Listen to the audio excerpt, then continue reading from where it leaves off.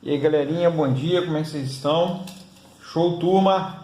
Vamos lá fazer então, hoje com vocês, vou passar a fazer uma revisãozinha e resolver uns probleminhas com vocês aqui sobre polígonos, tá? Para nós fazer uma revisãozinha aí sobre os polígonos envolvendo triângulos, aí, quadriláteros, pentágonos em geral. Beleza, minha turma? Então vamos lá comigo aqui, ó. Vamos, para fazer essa revisão, utilizar a apostila de vocês, tá? Na resolução de alguns problemas. E aí na nossa página 114, vou pegar os probleminha número 7, tá? Para a gente fazer uma revisãozinha aí.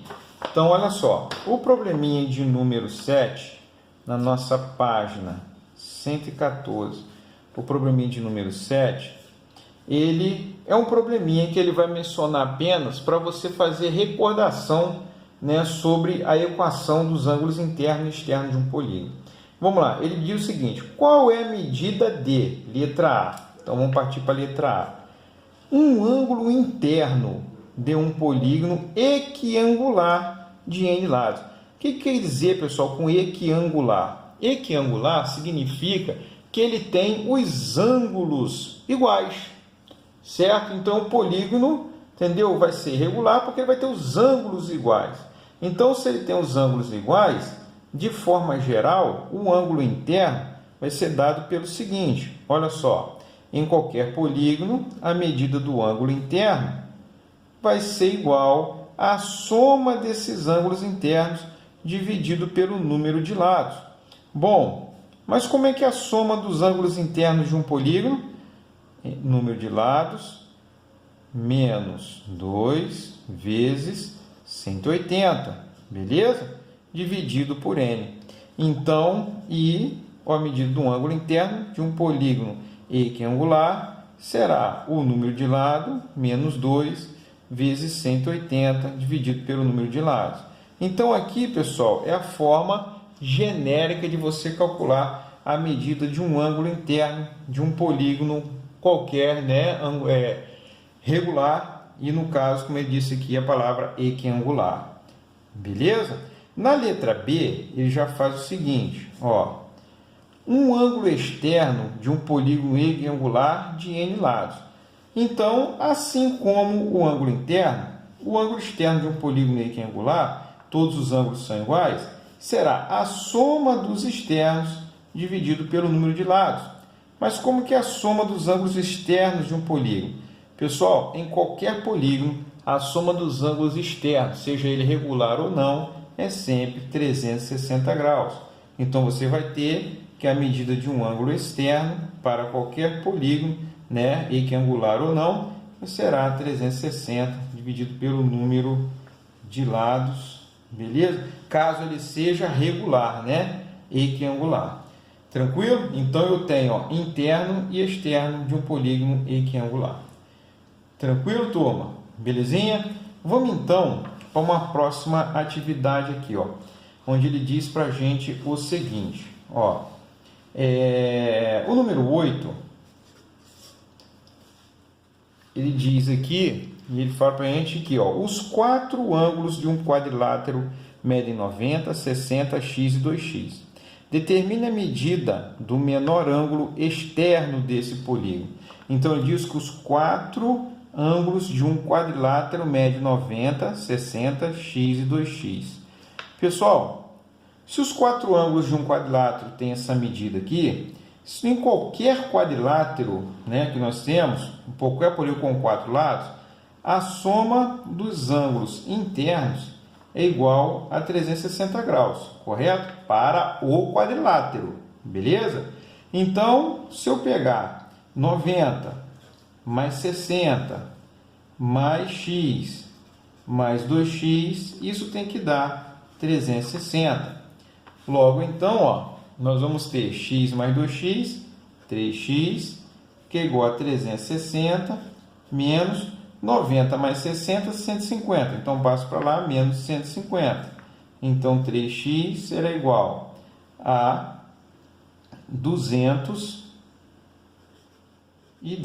aonde x será 210 dividido por 3, x é igual a 70.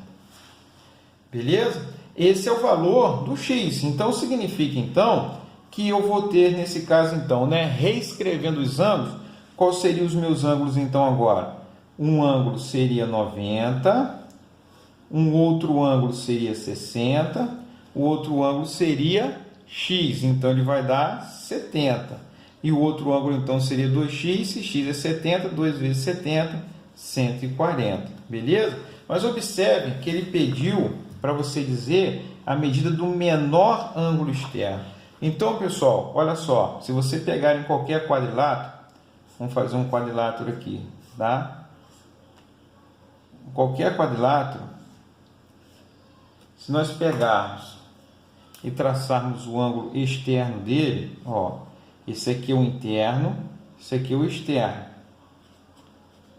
A soma dos dois tem que dar 180 graus. Então, o ângulo interno mais o ângulo externo tem que dar 180 graus. Então, qual será o menor ângulo externo? O menor ângulo externo vai ser quando eu tiver o maior ângulo interno. Se o meu maior ângulo interno é 140, quanto que vai ser o meu externo? Nesse caso aqui, o externo será 180 menos 140, que vai dar 40 graus. Beleza? Então, a medida do menor ângulo externo será 40 graus. Fechou, turminha? Vamos próximo então agora aí. Olha só. Esse probleminha aqui também, o 9. Vamos fazer o 9 aí. Olha o que ele diz pra gente. Na figura a seguir, temos que AP e CP são bissetrizes dos ângulos internos nos vértices A e C, tá? E além disso, a BCP é um paralelogramo com o ângulo no vértice P medindo 120 graus. E a medida do ângulo interno no vértice D é 80. Então, disse aqui, ó, 120 e 80. Determine a medida do ângulo interno no vértice E. Então, vamos lá comigo? Deixa eu refazer essa figura aqui, para vocês verem aqui o seguinte, né, que eu vou riscar aqui, não vou riscar na apostila, claro, né? Então, vou ter que representar a figura aqui para facilitar a compreensão sem danificar nosso material de estudo. Então, ó, B, A, E, D, C. Aqui ele diz que é 80 e aqui eu tenho 120. Show? Pessoal, o importante aqui na figura é que ele diz o seguinte, ó. AP e CP são bissetrizes do ângulo interno em C. Além disso, ABCP é um paralelogramo. Então, qual é a característica de ser paralelogramo, pessoal? No paralelogramo, nós temos 4 lados paralelos iguais. Então, nós teremos aqui ângulos internos opostos iguais. Se aqui é 120, então aqui também será 120. Logo, se é um quadrilátero, a soma dos ângulos internos, 4 ângulos, tem que dar 360 graus. Então, você tem 120 com 120, 240. Então, eu vou ter 360 menos 240, que vai me dar 120 dividido por 2. Cada ângulo, então, vai medir 60 graus, ó. Agora, olha outro detalhe importante. Ele fala para a gente que AP, aqui está o P, né? AP e CP são bissetrizes dos vértices A e C. Então, se aqui é 60 graus, a bissetriz não divide ao meio. Então, aqui é 60 também. Aqui também é 60. Ele pede para que você encontre a medida do vértice E aqui, ó. Esse que eu tenho que encontrar. Então, pessoal, se eu pegar a minha figura como um todo, ó, se eu pegar a minha figura como um todo, eu tenho 1, 2, 3, 4, 5 lados, ó, é um pentágono. Não um pentágono regular, mas é um pentágono, ó. 1, 2, 3, 4, tem 5 lados aqui nessa figura. Então, como é que eu faço para descobrir qual é a soma dos ângulos internos de um pentágono? Vamos lá? Como é que é a soma dos ângulos internos de qualquer polígono? Número de lados, menos 2 vezes 180, não é isso? Então, ó, se é um pentágono, eu vou ter 5 menos 2 vezes 180, Então, eu vou ter 3 vezes 180 e eu vou ter, então, 540. Show? Significa, então, que se eu somar os 4 ângulos internos, os 5 ângulos internos do meu pentágono, então eu vou ter a condição da soma da 540. Então, vamos lá comigo. Se eu tenho aqui, ó, 120, né? Eu já tenho 120. Vou somar com esse aqui também, 60 mais 60, 120. Vou somar com esse aqui, 60 mais 60, 120. E aí vou somar com esse aqui mais 80. Esses ângulos conhecidos aqui tem que já dão quanto, ó? 120, 120, 240, 360, 368. Então, ó, essa total de soma dá 368. Quanto que vale esse aqui, então? Então, o meu ângulo será 540, que é o total dos 5, né? Esse, mais esse, mais esse, mais esse. Mas esse tem que dar 540, menos o que eu já tenho, 368. Beleza? Então, ó, nós vamos ter lá 540 menos 360. Não, é 80 graus aqui, turma, né? Não é 8, não, é 8. São 80 graus. Então, nós temos 380, ó, 380. Então, 540, né, vai dar 120, 120, 120, 360, pessoal, me errado aqui, 360 mais 80, vai dar a nossa condição somatória dos ângulos aí, 440, tá? 440, na pressa aí, isso não pode errar na continha, então aqui vai dar 440. Então, se eu pegar 540, tirar 440, vai dar 100 graus. Ou seja, 100 graus é a medida, então, do meu ângulo procurado aqui, que é o meu ângulo E. Perfeito? Entenderam aí? Ó, recapitulando, então, para a gente revisar a soma direitinho. Aqui é 80, eu tinha colocado 8, mas é 80, né? Rápido, olhei, 80. Então, você tem, ó, 120, mais 120, mais 120, mais 80, mais o L, ó. 360 mais 80, tá? Vai dar 440, o total é 440 dos 5, menos o que eu já tenho, 440, 100 graus. Show? Agora, pessoal, vamos aí para um outro probleminha muito importante aqui, que é esse probleminha de número 11, tá? O probleminha de número 11 é um probleminha representativo muito importante, ó, número 11. Observem que ele fala na figura aí, ó, ele mostra para a gente o seguinte, ó, a figura, lembrando que ele fala para a gente aqui, ó, a figura a seguir mostra um triângulo equilátero e suas circunferências inscritas e circunscritas. Considere que a medida do raio da circunferência circunscrita ao triângulo equilátero R e determine a medida do lado apótimo do triângulo equilátero em função de R. Vamos lá comigo? Então, recapitulando o que ele tem, um triângulo equilátero que está inscrito a essa circunferência maior e ele está circunscrito a circunferência menor. A circunferência menor está inscrita no triângulo, o triângulo está circunscrito a ela. E o triângulo está inscrito à circunferência maior. Perfeito? Vou reproduzir essa figura aqui então, né? Não vai ficar tão bem feito igual está no livro aí, mas a reprodução aqui vai ajudar a gente a entender melhor. Então, você tem, ó, um círculo, tá? Nesse círculo, nós temos um triângulo equilátero. Então, ok. E nesse triângulo equilátero, eu ainda tenho aqui dentro dele uma circunferência que está inscrita esse triângulo equilátero. Show, turma? Bom, vamos marcar aqui agora o centro dessa circunferência. Ele diz que R é, ó, recapitulando o que ele fala, a medida do raio da circunferência circunscrita ao triângulo equilátero é R, tá? Então, ó, a circunferência circunscrita ao triângulo equilátero. Essa circunferência menor está inscrita no triângulo equilátero. Então, a circunscrita é essa maior aqui. Ele diz que essa distância aqui é R. Então, ó, olha só, isso aqui é o raio, ó, que ele chama, né, que ele chamou de R. Vou projetar aqui para fora, fazendo melhor. Essa distância aqui é o raio da circunferência circunscrita. Beleza? Então, ele pede para a gente definir a medida do lado e do apótema do triângulo equilátero em função de R.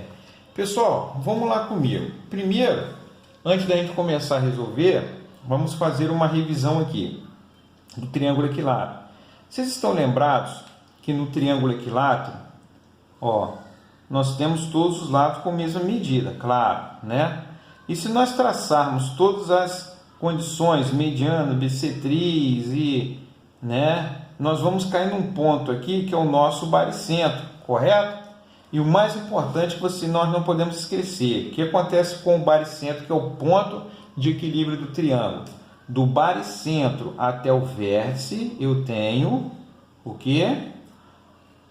2/3 da altura. E do baricentro até a base, 1/3 da altura do triângulo equilátero. E como que é a altura do triângulo equilátero? Lado raiz de 3 sobre 2. Certo? Então, ó, esse detalhezinho sobre o triângulo equilátero é importantíssimo, a gente não pode esquecer. Quando o triângulo é equilátero, o baricentro divide a altura em duas partes. Do baricentro até o vértice, 2/3, do baricentro até a base, 1/3. E a altura do triângulo equilátero é o lado vezes raiz de 3 dividido por 2. Isso aqui é fundamental para você resolver esse problema.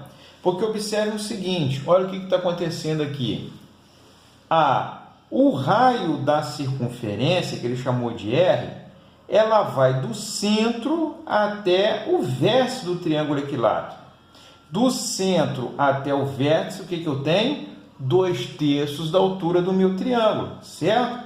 Então, o que significa que 2/3 da altura do triângulo é igual a R. Então, ó, 2/3 da altura é igual ao raio. Então, ó, 2/3 da altura, que é, quanto vale a altura? Lado raiz de 3 sobre 2, perfeito? Que é igual ao raio. Então, ele quer que você encontre, pessoal, o lado em função do raio. Então, tudo que não tem lado, eu vou jogar lá para o segundo membro, perfeito? Então, o lado vai ser igual, ó, o raio já está aqui multiplicando. O 3 e o 2 estão dividindo, vão passar multiplicando. Então, ó, 3 e 2. E quem está multiplicando o L aqui, né, o 2 é raiz de 3, então 2 raiz de 3 está multiplicando o L e vai passar dividindo. 2 raiz de 3. Perfeito?